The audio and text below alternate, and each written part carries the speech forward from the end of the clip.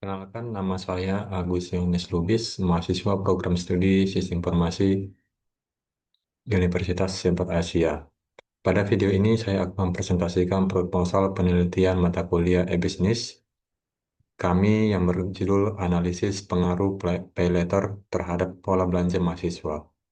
Penelitian ini mencoba melihat lebih dalam bagaimana layanan Buy Now Pay Later atau yang lebih kenal di Indonesia itu namanya Pay Later mempengaruhi pola belanja mahasiswa di era digital saat ini. Mari kita mulai. Latar belakang.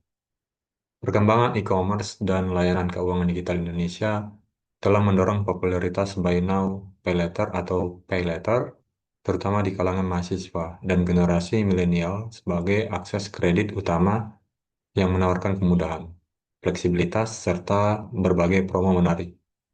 Meskipun layanan ini terbukti meningkatkan frekuensi pembelian dan keputusan belanja, penggunaan paylater juga membawa dampak psikologis serta finansial yang beragam, mulai dari memicu perilaku konsumtif dan pembelian impulsif akibat pengaruh gaya hidup hedonis, hingga meningkatkan pengendalian diri saat mahasiswa menyadari kewajiban utangnya.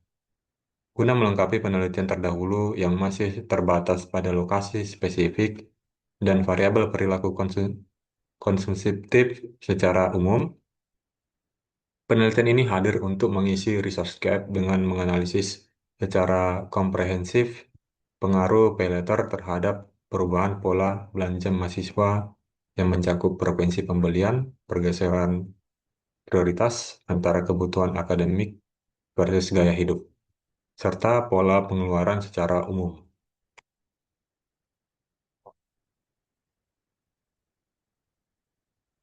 Berdasarkan kesenjangan tersebut, penelitian ini merumuskan pernyataan sebagai berikut. Yang pertama, apakah penggunaan layanan pay later berpengaruh positif dan signifikan terhadap pola belanja mahasiswa Universitas Cyber Asia, ditinjau dari peningkatan frekuensi pembelian dan perubahan pola pengeluaran.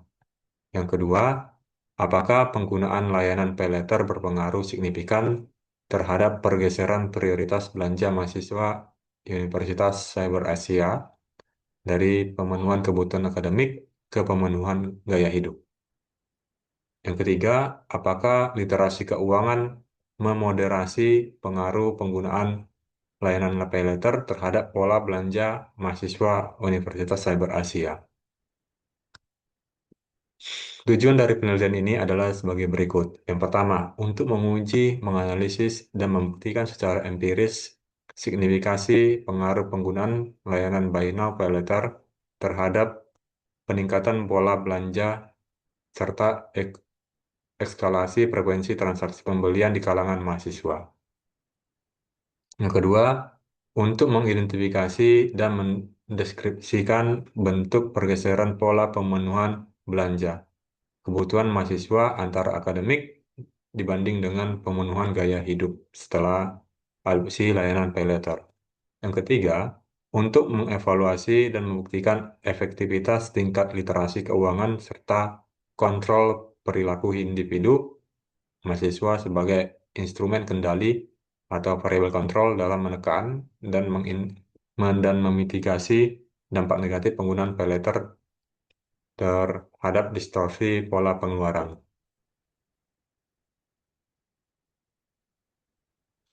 Berikutnya, penelitian terdahulu. Berbagai penelitian telah membuktikan pengaruh pay later terhadap perilaku ekonomi. Putra dan Sunarmi menemukan pengaruh signifikan terhadap perilaku konsumtif mahasiswa akuntansi. Farhan dan Burhanuddin membuktikan pengaruh terhadap keputusan pembelian di Bandung. Astuti menemukan kemudahan pay later meningkatkan konsumtif generasi milenial. Harfian dan kawan-kawan menemukan kolerasi positif rendah, tapi mencatat angka mengkhawatirkan. 63% responden lebih sering impulsif dan 45% kesulitan mengatur keuangan. Darsono menunjukkan gaya hidup, pengaruh sosial, dan hedonisme secara bersama-sama mempengaruhi perilaku konsumtif. Temuan-temuan ini memperkuat argumen kami bahwa paylater bukan sekedar alat pembayaran, tapi variabel yang mampu mengubah pola belanja.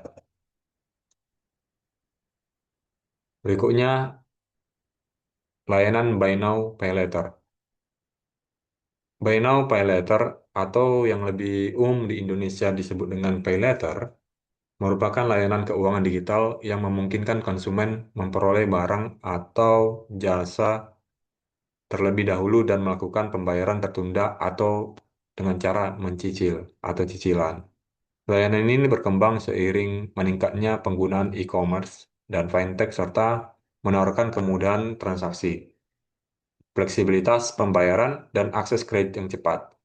Penelitian terdahulu menunjukkan bahwa kemudian penggunaan dan fleksibilitas pembayaran menjadi faktor utama mendorong penggunaan paylater dalam aktivitas belanja online. Selanjutnya, konsep belanja mahasiswa. Konsep belanja mahasiswa atau pola belanja mahasiswa menggambarkan kecenderungan mahasiswa dalam melakukan aktivitas pembelian yang tercermin melalui frekuensi pembelian, prioritas kebutuhan, dan alokasi pengeluaran. Perkembangan e-commerce telah mengubah perilaku konsumsi masyarakat melalui pemanfaatan teknologi digital dalam aktivitas perdagangan. Dalam konteks mahasiswa, kemudian kemudahan akses pembiayaan melalui paylater berpotensi mempengaruhi frekuensi pembelian dan prioritas pengeluaran sehingga dapat mengubah pola belanja penggunanya. Landasan teori utama kami adalah Theory of Plan Behavior atau TBP. Menurut Eigen, individu cenderung melakukan perilaku ketika memiliki sikap positif terhadap perilaku itu dan didukung oleh norma subjektif dari lingkungan sosial. Dalam konteks paylater, sikap positif terbentuk karena kemudahan akses kredit dan fleksibilitas pembayaran. Bayangkan, hanya beberapa klik saja di aplikasi, mahasiswa sudah bisa belanja tanpa uang tunai. Norma subjektif diperkuat oleh popularitas paylater di kalangan teman sebaya. Ketika mereka banyak teman di kampus menggunakan paylater, maka otomatis akan menggoda atau mengajak teman lainnya untuk menggunakan layanan paylater tersebut, di mana diterima secara umum di kalangan mahasiswa. Kombinasi kedua faktor ini membuat TPP mendorong niat dan akhirnya mengubah pola belanja. Namun, TPB juga memberi ruang bagi faktor kontrol, dan disinilah literasi keuangan berperan.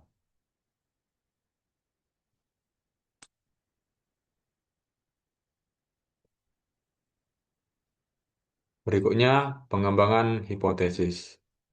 Setelah melihat temuan terdahulu, penelitian terdahulu, kami langsung memperkenalkan kerangka pikir penelitian ini secara utuh. Ada 3 variabel. Yang pertama, pay later. Pertama, pay later, layanan keuangan digital yang memungkinkan beli dulu kemudian bayar kemudian.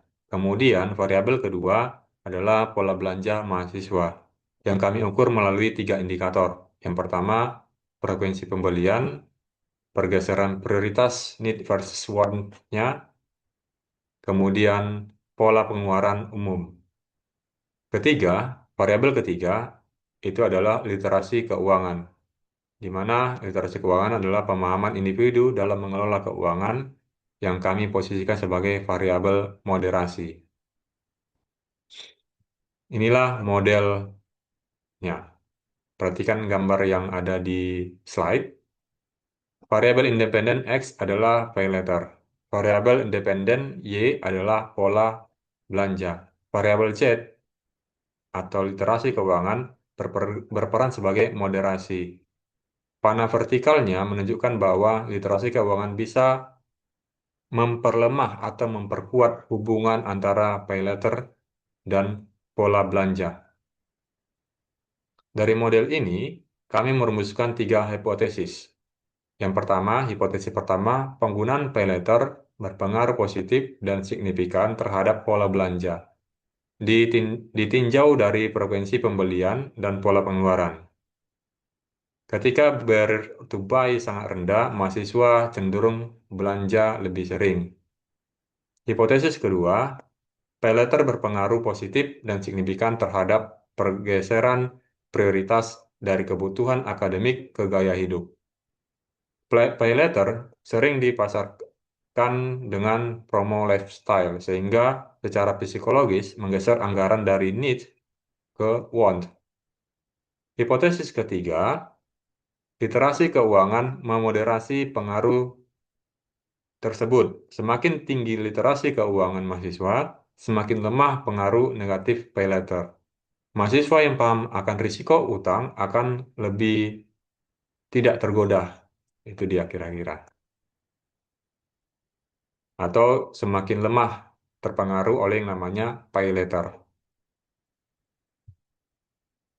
Berikut adalah daftar pustaka atau sumber literasi sehingga terciptanya proposal penelitian ini. Terima kasih.